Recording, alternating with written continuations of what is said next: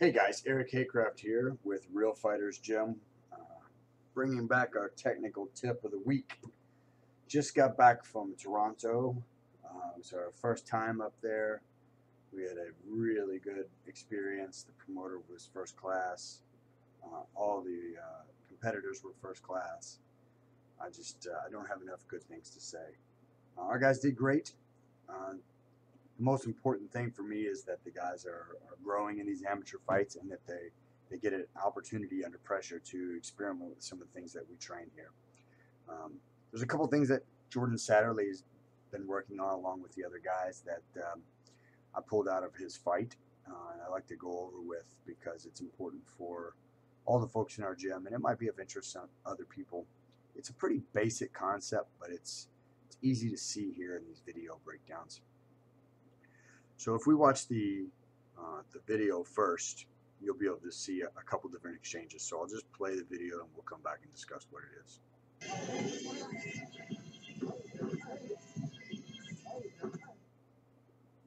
Okay. So if we look at the first video here, you can see there's two exchanges that are edited, one right after the other. In the first exchange, it's a very simple attack, a single attack. Jordan comes from the outside. You can see Jordan here. He's going to close the distance. He's going to come around with the left hook, and then he's going to come over with the low kick.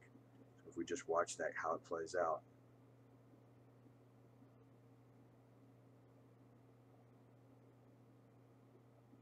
So he's going to come around with the left hook. Maybe we're too far into it. Nope, there we go. Left hook. He's going to make the low kick. And because it's just two moves, it's pretty simple for the opponent to handle that amount of pressure. One punch and one kick. You'd have to be less than a novice to be able to not deal with one move at a time. In this case, it's one punch and one kick. If we look forward to that video a little bit further, the next clip, it'll transition here. You'll see how we can get around that concept. And we do that a little bit by overloading the person's thought process. So the first thing you're going to see Jordan do is he's going to use this leg here to come up with a front kick, except it's not going to be a real front kick. So as soon as he brings the leg up, you can see the leg come up.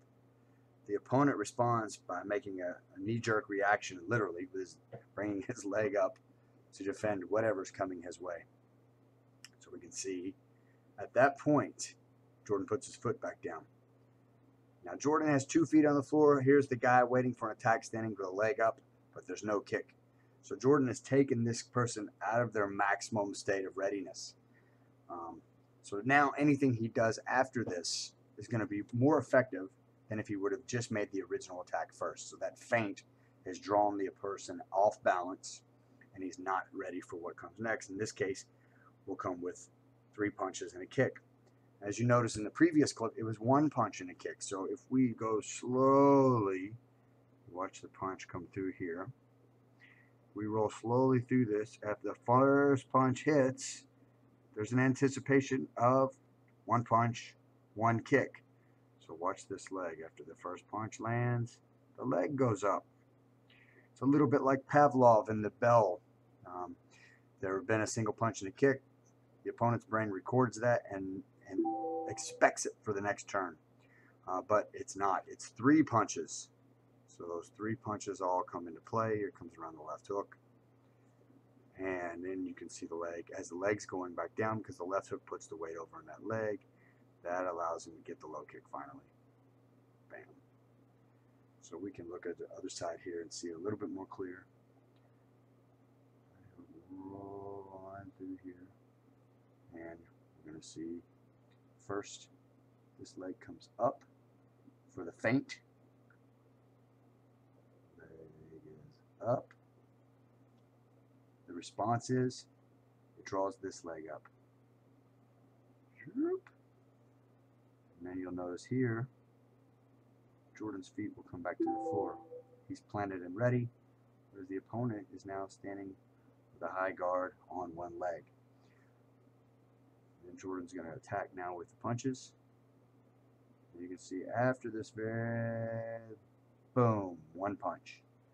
After that one punch, anticipating that it's one punch and a kick, this leg is going to come up. Now it's kind of a sitting duck for all the punches to come in and push the weight back over on the leg. Here comes the left hook, then knock the weight back over on the leg that's not on the floor, guaranteeing that the leg this time will be where it needs to be to land the kick here. Boom. And then you get your impact of the low kick. So he gets the score. He juggled the opponent around just a little bit. Basically, feints are used to draw a person out of their maximum state of readiness. Then you make your real attack. If you always start with your real attack and only your real attack, you're going to have less success than if you mix in feints along the way. Thanks for tuning in, guys.